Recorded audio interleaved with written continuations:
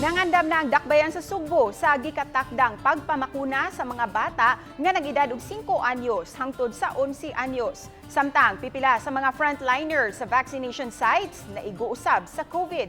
Ani ang report?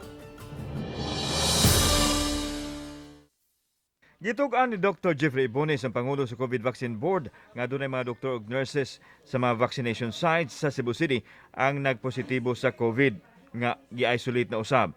Temporaryong gisradaan mga apektadong vaccine samtang gipaubos sa disinfection. Giklaro hinuon ni Ibones nga nagpadayon ang serbisyo sa ubang mga vaccination sites. Lagi tayo mga positive po mga kanan po. Mga temporary. And pila tanan ang mga frontliners nato nga nagpositive.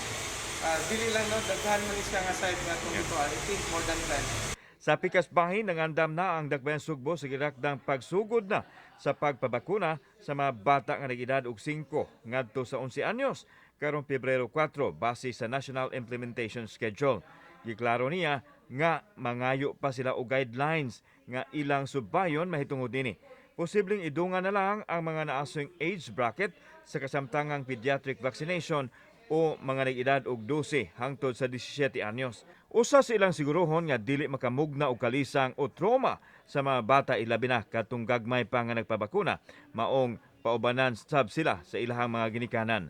Ang himuon sa Cebu City mag-agad tanan sa lagda gikan sa kauluhan. Ang ato ang mga doctors nga ginasamuan no, labi na mga pediatric doctors nato. Ibaw na sila ang saon no. Ibaw na nato mga doktor ang saon. Kauban si Cleofer Lumayag, ako si Alan Domingo. Balitang Bisdak.